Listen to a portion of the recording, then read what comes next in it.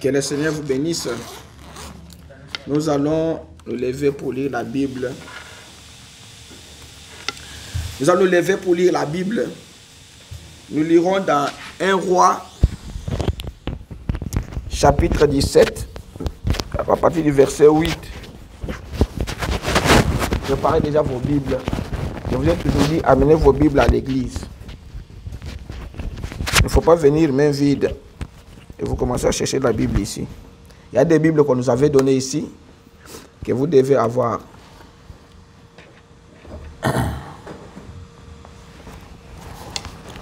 Have to read on the book of Kings,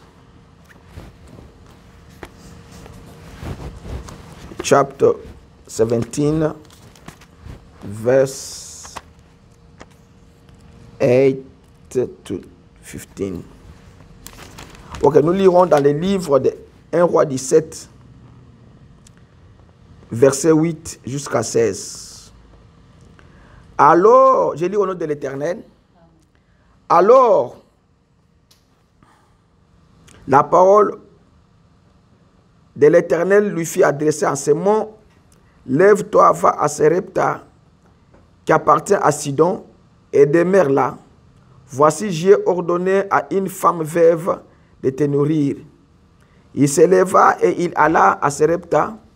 Comme il arriva à l'entrée de la ville, voici, il y avait là une femme veuve qui ramassait du bois. Il appela et vit et dit: va me chercher, je t'ai pris un peu d'eau dans un vase afin que je boive.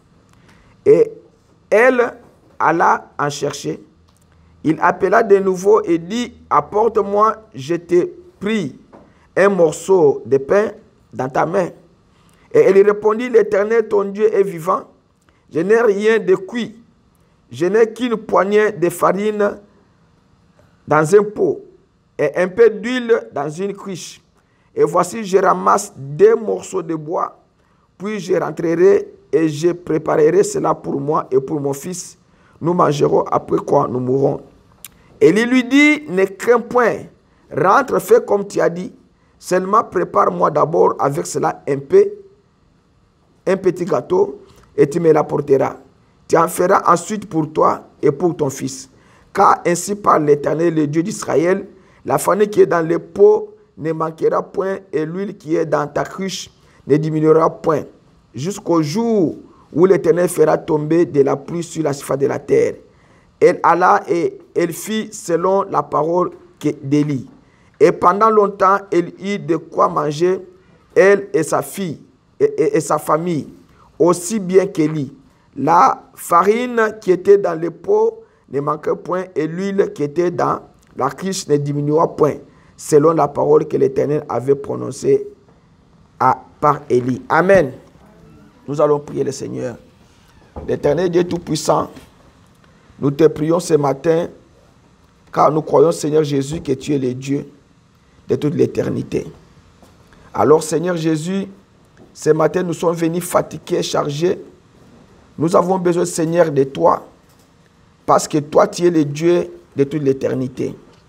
Quand nous sommes amenés ici à cet endroit, Seigneur, nous savons que Dieu existe et il est le rémunérateur, celui qui les cherche.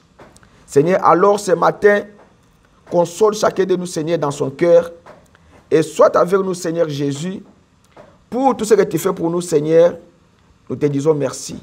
Alors, nous nous abandonnons entre tes saintes mains, et nous voulons, Seigneur, que tu puisses nous parler en ce petit instant, afin que quand nous sortions de cet endroit, que nous puissions être bénis et guéris. Car personne n'est venu à cet endroit pour rentrer à la maison faible ou malade ou sans solution à son problème. Seigneur, toi tu as dit dans la Bible que ceux qui s'attendent à l'Éternel renouvellent leurs forces. Seigneur Jésus, ils marcheront avec force, ils sauteront comme des gazelles. Ceux qui s'attendent à toi, Seigneur, ne seront pas confus. Tu as dit, Seigneur, là où les plans de vos pieds fouleront, vous possédez cet endroit. Alors nous possédons tout esprit impire qui sont venus nous déranger à cet endroit, qu'ils soient ôtés au milieu de nous et qu'ils sortent au nom puissant de Jésus. Bénis-nous par ta grâce et bénis chaque membre qui est venu, Seigneur, pour ton honneur, pour ta gloire, au nom de Jésus. Amen. Ok. Je vais, comme on est en retard, je vais parler un peu sur un petit sujet. La femme Élie et la femme Sarepta. Et je voulais parler sur la foi ou bien la prière, mais on peut parler ça dimanche prochain en combinant toutes les deux prédications. Alors je dois parler au moins 30 minutes parce que dimanche prochain, je dois combiner les deux pour vous parler de la prière, pour voir comment Dieu répond à la prière. Quand vous faites une prière avec sincérité de votre cœur, Dieu répond toujours à cette prière-là. Et Dieu regarde le cœur des gens quand les gens prient. Dieu veut voir la sincérité et l'intégrité de votre cœur afin de vous répondre. Dieu veut voir que vous êtes son enfant, vous êtes sa fille, son fils. Et tout ce que vous demandez, comme la Bible dit, en priant, il va vous l'accorder. Et Dieu aussi, dans sa souveraineté, il accepte la prière quand vous avez aussi la foi. Parce que la foi, William Branham dit que la foi c'est un gosto, la foi c'est un gaillard qui a des muscles, des poitrines velues. Alors quand la foi s'élève, tous les autres se terrent. Alors si vous avez la foi et vous n'avez pas de doute en vous, tout ce que vous demandez, Dieu va vous l'accorder. C'est pourquoi vous devez avoir la foi dans la prière. Parce que quand vous faites une prière, la prière que vous faites, vous la faites pour que Dieu puisse vous répondre.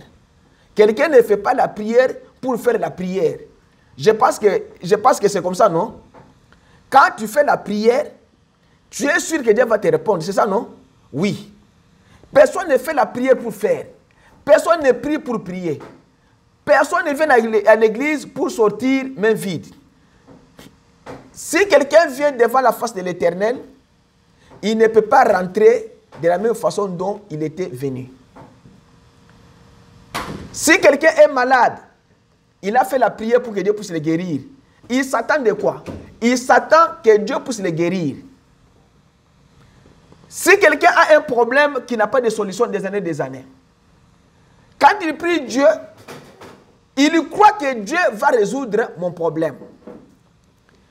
Quand quelqu'un est faible, il s'approche à Dieu,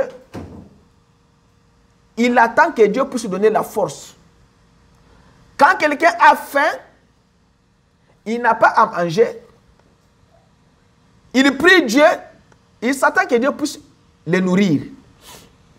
Je pense que chacun de nous, tel que nous sommes, nous nous attendons à une réponse à nos prières. C'est comme ça que cette femme, son mari était mort dans le combat. Alors, la femme est restée veuve avec son fils.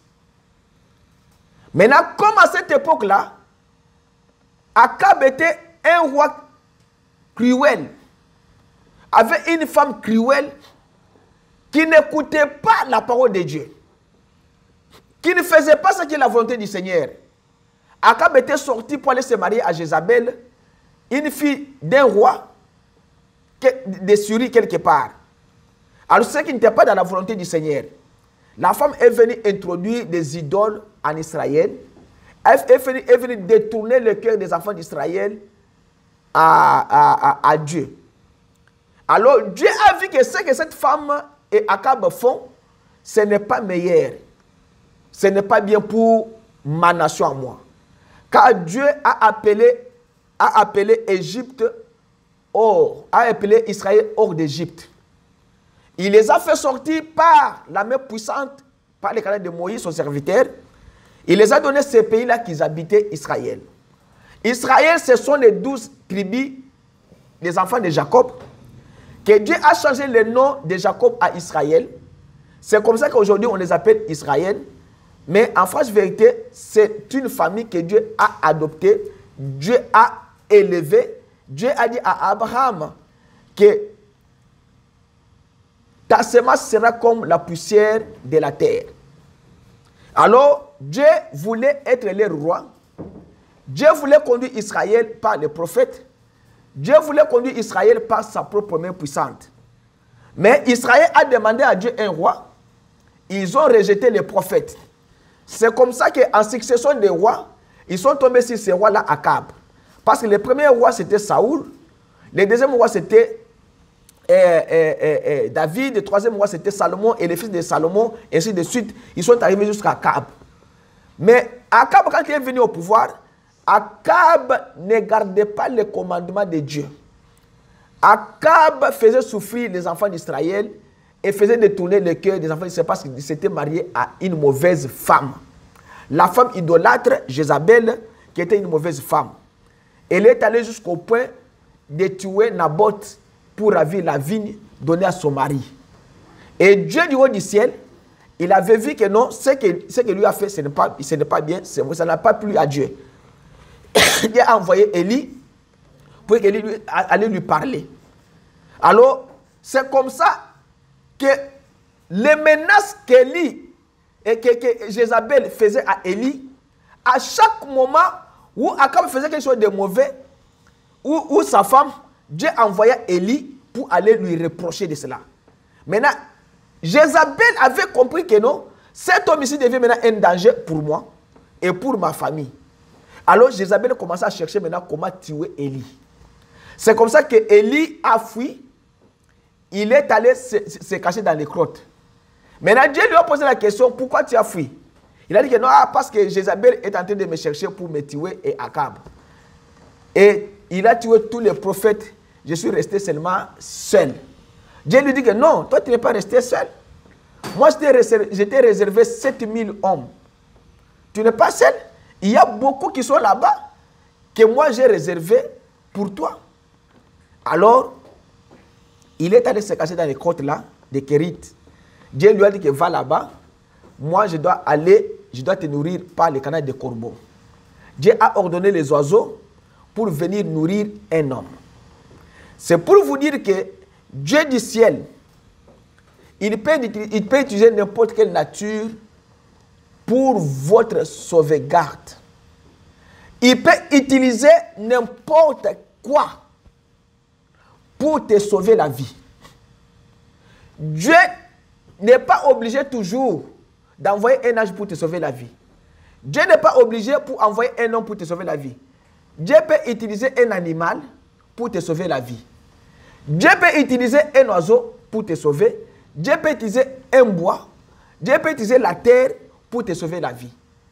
Vous savez que Jésus a trouvé un homme qui était aveugle. Pour sauver la vie de cet homme, Jésus a pris les salives, il a fait ça avec la terre, les sables, et il a pris ça, il a mis sur les yeux, et les yeux de cet homme-là étaient ouverts. C'est que Dieu a utilisé la terre pour sauver la vie de cet homme-là. Dieu a utilisé l'arbre qu'on appelle sycomore pour sauver la vie des Zachée. Dieu a utilisé l'hysope, l'herbe sauvage, pour sauver la vie des enfants d'Israël en Égypte. Donc, Dieu peut utiliser n'importe quoi. Dieu a utilisé un poisson pour sauver la vie de quelqu'un qui était Jonas. Dieu l'a fait. Et il y a tant d'exemples. Même en matière d'argent, Dieu peut utiliser un oiseau. Comme dans la Bible, Dieu a utilisé le poisson pour faire sortir l'argent à l'intérieur et payer la dette de quelqu'un. Donc Dieu peut faire tout avec sa nature parce qu'il est le Dieu créateur de toutes choses. Alors, comme il a fui, il est allé, Dieu a dit que non, j'ai ordonné au corbeau de te nourrir là. Et chaque jour, le matin, on lui apportait à manger. Il mangeait et il buvait au torrent qui était là-bas. Chaque jour, le corbeau lui apportait à manger. Il mangeait, il buvait au torrent. À un certain moment, le torrent séchait parce que Élie avait dit quelque chose à Akab. Comme toi, Akab et Jézabel, vous n'écoutez pas la voix de Dieu, il n'y aura ni pluie, ni rosée pendant 3 ans et demi dans ce pays. Et vous allez mourir de faim. Ils ont compris que c'est un message passager, ça n'allait pas se produire. Mais Dieu avait dit, il avait dit, ainsi dit le Seigneur, ainsi dit l'Éternel, il n'y aura ni pluie ni rosée pendant 3 ans et 6 mois. C'est comme ça maintenant que la faim s'est abattue dans le pays jusqu'à ce que les gens sont parvenus même, pour ne pas dire beaucoup, ils pouvaient même se manger eux-mêmes. Et lui-même, que Dieu avait utilisé pour dire ça, était aussi dans ces pays-là. Parce qu'il savait qu'il allait aussi affronter la chose. Mais comme la parole était sortie par lui, Dieu devait les sauvegarder. Parce que lui faisait ce qui était la volonté du Seigneur. Tous les peuples s'étaient détournés. Maintenant, Dieu a dit que toi, tu ne mourras pas de faim. Il a utilisé les corbeaux. Les corbeaux ont commencé à apporter à manger chaque jour. Et ils buvaient au torrent qui était là-bas. Quand le torrent a séché parce que la pluie ne tombait pas, il n'y avait pas moyen que l'eau puisse augmenter. Il ne trouvait pas ni l'eau ni quoi. Alors, Dieu a vu maintenant que non, comme le torrent a séché, je dois utiliser un autre moyen. Il y avait aussi dans cette fille-là, cette femme-là veuve de Sarepta, qui priait aussi dans sa maison. Elle disait, loin d'Élie, Seigneur mon Dieu, écoutez la prière de cette femme-là. Et dit que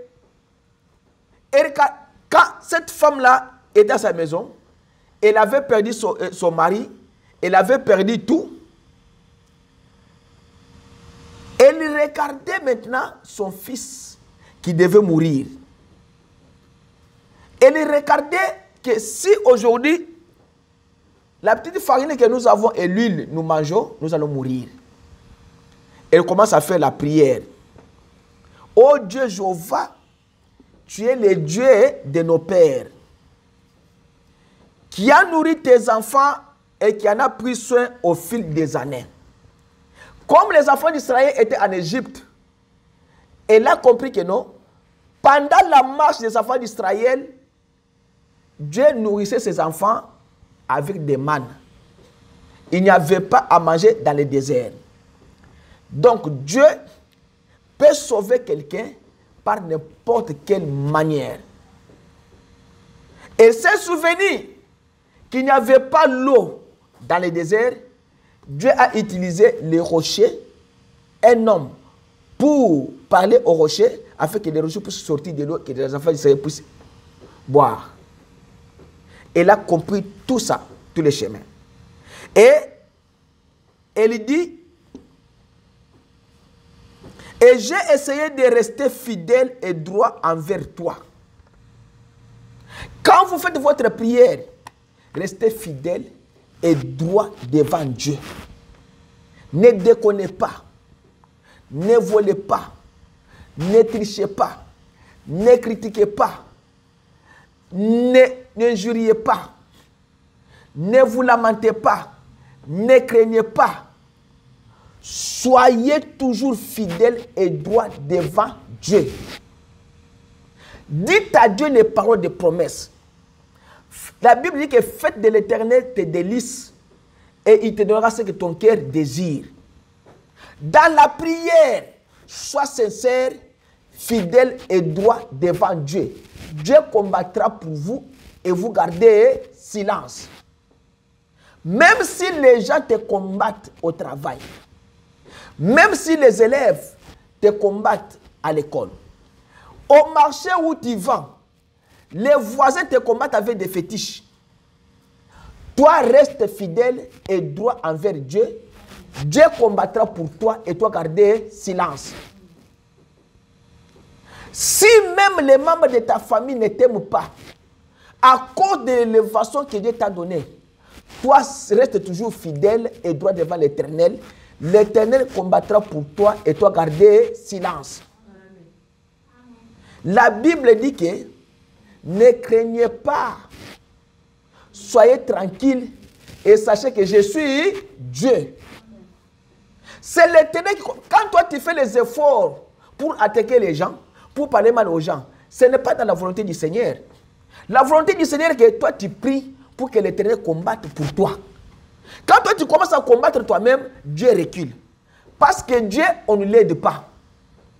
Dieu, on ne le secourt pas. Dieu, on ne l'indique pas.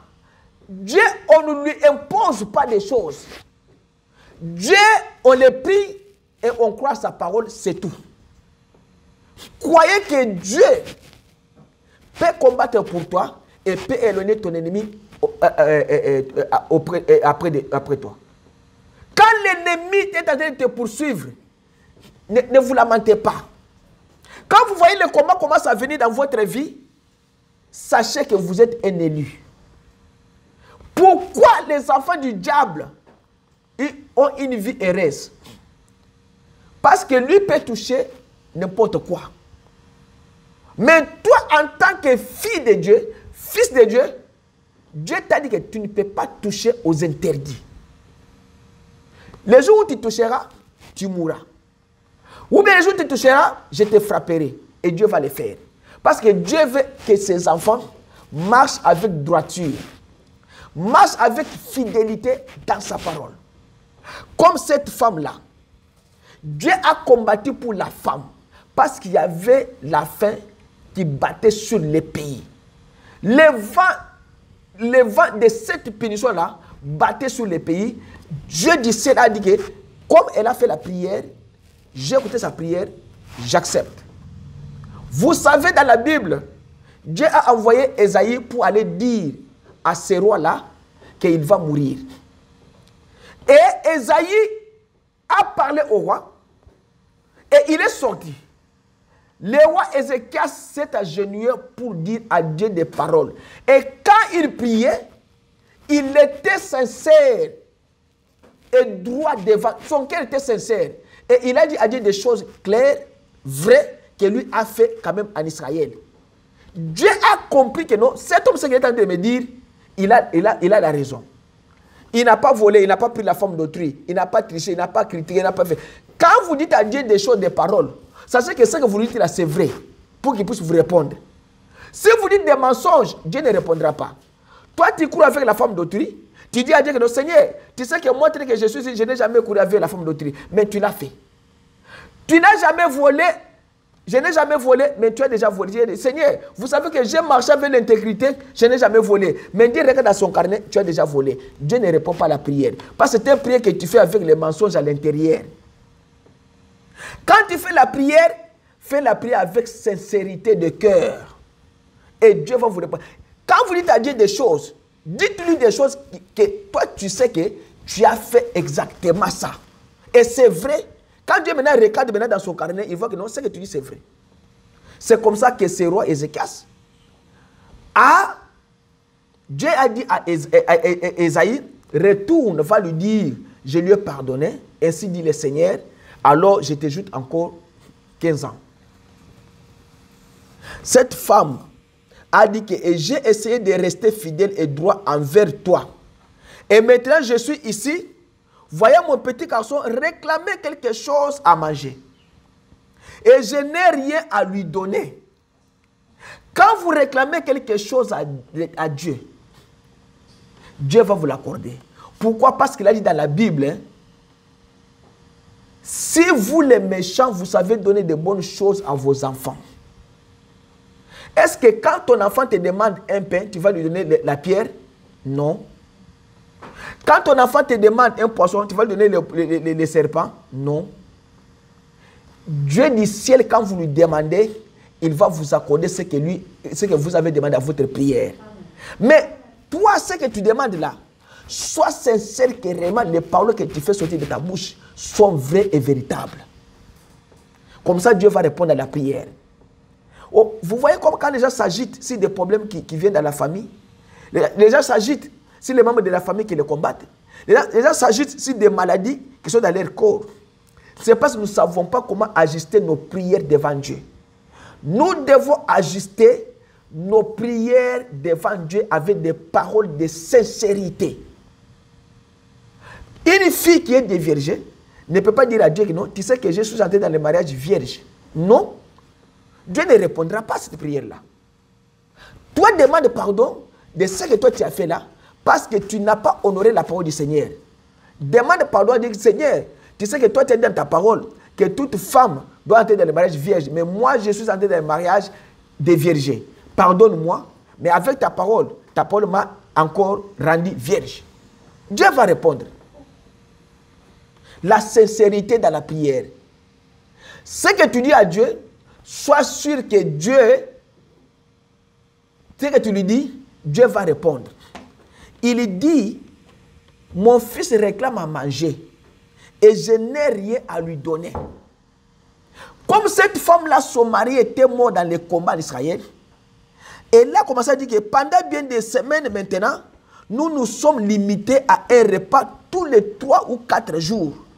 Et maintenant, il ne reste plus qu'une petite poignée de farine et juste une cuillerée d'huile. Et j'essaye de garder cela jusqu'au lever du jour, afin que nous n'ayons pas à mourir pendant la nuit. Quand je fais, oh Dieu, moi ta servante, qui a été fidèle. Vous voyez? Elle dit, qu'est-ce que moi j'ai fait ta servante? Je suis fidèle. Est-ce que quand vous faites la prière, pourriez-vous dire à Dieu que vous êtes fidèle dans sa parole? Est-ce que vous pouvez dire à Dieu, Seigneur, je suis fidèle, pour qu'il puisse répondre à votre prière? Vous savez, la foi peut amener quelque chose inexistant à l'existence. Vous savez, votre foi peut amener Dieu à faire quelque chose qu'il n'a jamais fait sur la terre. Amen. Vous savez, votre foi peut faire venir un serviteur déjà mort, un serviteur de Dieu, déjà mort des années, dans votre maison pour vous guérir.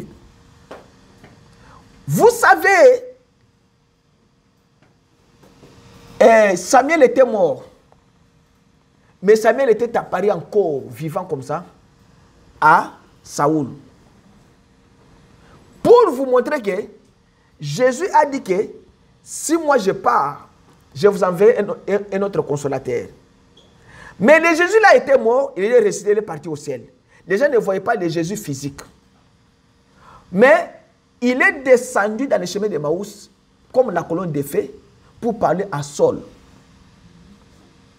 Vous savez que votre manière de vivre peut amener Dieu d'amener la chose à l'existence qui n'existe même pas. Amen. Vous savez que Dieu peut brûler toute une ville à cause de votre prière parce que tu es fidèle. Cette femme, la prière qu'elle faisait, si elle avait dit, moi et ceux de ma nation, nous mourrons de faim, Dieu allait nourrir toute la nation, comme il a nourri. Mais la femme s'était limitée à elle et son fils. C'est comme ça que quand Jésus est allé devant la tombe de Lazare, si Jésus avait dit, sortez, tous les mots allaient sortir. Mais Jésus s'était limité à qui? À Lazare. Lazare sort. Pour vous dire, le salut était individuel. Quand vous faites votre prière dans la maison, faites votre prière avec sincérité de cœur. Sachez que ce que vous dites, vous êtes conscient que ce que j'ai dit, c'est la vérité, alors Dieu va répondre. Je n'ai jamais volé, mais tu as volé. Je n'ai jamais critiqué, tu as critiqué. Et tu as critiqué quelqu'un, tu n'as même pas demandé pardon à la personne qui tu as critiqué, tu continues la marche pour aller avec Dieu. Dieu n'est pas comme ça. Dieu vous dit, arrête-toi, répands-toi, demande pardon, ensuite, marche avec moi. Dieu ne veut pas des hypocrites. Dieu dit qu'un hypocrite ne peut pas entrer dans le royaume des cieux. Tu as critiqué un frère, une sœur. Tu lui as dit que cette sœur-là ne s'habille pas bien. Ce frère-là, il a toujours des habits lambeaux, à lambeaux. Mais, va lui demander pardon si tu es un fils de Dieu. Cette femme-là a dit, Qu'ai-je fait moi, ta servante? Nasala yo nini? Obomangai na mouane. Tu sais que mon mari est mort dans le combat, il est mort à cause de ce pays. Mon mari est mort dans la bataille, combattant pour le Seigneur. Et je suis veuve depuis plusieurs années maintenant. Et j'ai essayé de mener une vie correcte et garder tes commandements. Cette femme était veuve. Quand elle a dit que j'ai essayé de mener une vie correcte et garder tes commandements, elle ne s'était pas encore remariée. Elle n'a pas fait la prostitution. Comme les femmes qui se trouvent veuves aujourd'hui, après seulement 1 mois, 2 mois, elle commence à courir avec les autres hommes. Son mari est mort. On n'a pas... C'est que les soucis de son mari n'a pas quitté même les membres de sa famille. Elle déjà s'est déjà mariée à une autre personne. Elle a commencé la vie correcte. Non, cette femme a dit, mon mari est mort. Je suis veuve depuis plusieurs années. J'ai gardé, j'ai mené une vie correcte et gardé tes commandements. Ça, je lis ce que William Branham dit dans la prière de cette femme-là. Si mon temps est venu de partir, que je puisse aussi suivre aussi mon mari, Seigneur, tant mieux. Je dois aussi partir. Moi et mon fils, nous irons dans la gloire parce que mon mari a combattu pour ce pays et il est mort dans les combats pour sauver ce pays. Dieu qui s'est regardé, ah! Ce que cette femme ici dit, c'est la vérité. Ça, je ne peux pas laisser. Maintenant, elle continue pour dire, ça ne me fait rien. Mais mon petit garçon, cela me brise le cœur de l'entendre supplier qu'on lui donne à manger. Même si moi je meurs, ce n'est pas un problème. Mais les cris de mon fils ici me tourmentent. Comme Agar, Sarah a dit à Abraham, chasse cette femme et son fils. Agar est parti, Abraham les a chassés. Mais quand l'enfant a commencé à demander de l'eau, Agar a dit, je ne vais pas voir comment mon fils va mourir. Et quand un enfant pleure à sa maman, toute maman qui a l'affection de son fils, elle sent toujours quelque chose de mal dans son cœur. Parce que toute maman ne peut pas voir son fils ou bien sa fille mourir comme ça devant elle. Elle préfère mourir avant que son fils meure. L'affection de papa, de la maman envers l'enfant. Elle a dit, ça me brise le cœur. Je ne veux pas mourir. Je ne veux pas que mon fils meure. Alors si tu veux que nous puissions mourir, enlève-moi premièrement, je ne vais pas voir. C'est comme ça que Dieu a envoyé un ange pour parler à Agar. Et il lui a donné de l'eau afin qu'il puisse vivre. Elle dit que cela me brise le cœur de l'entendre supplier qu'on lui donne à manger, alors que je n'ai rien à lui donner. Nous mangeons un repas 3 fois, 4 jours après, on mange encore un petit gâteau pour voir si on peut avoir à manger. Maintenant, dans ce temps-là, William Branham dit que les vents chauds du jugement soufflaient sur une nation qui avait oublié Dieu. Cette nation avait oublié Dieu. Ils avaient suivi Akab et Jézabel. Mais Dieu a envoyé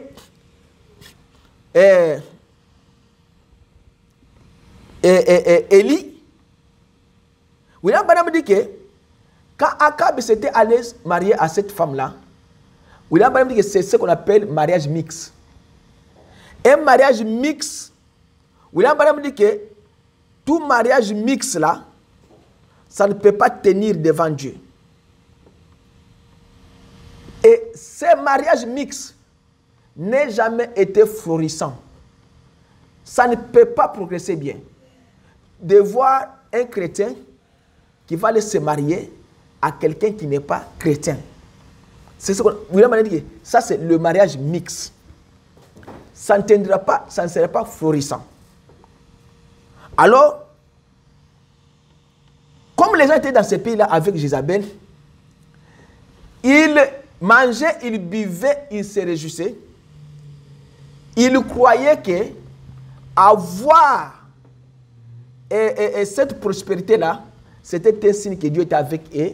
C'était un signe que non, ils ont été bénis. William Branham dit que non, la prospérité n'est pas un signe de bénédiction. Quand vous avez beaucoup de biens, ça ne montre pas que vous êtes béni. Non. La bénédiction, c'est quand vous avez le Saint-Esprit, c'est ça la bénédiction. Quand quelqu'un, la plus grande bénédiction que Dieu a donnée à l'homme, c'est le Saint-Esprit. Parce qu'en dehors du Saint-Esprit, tu ne verras pas Dieu. En dehors du Saint-Esprit, tu n'iras pas aussi, tu n'iras pas dans l'enlèvement.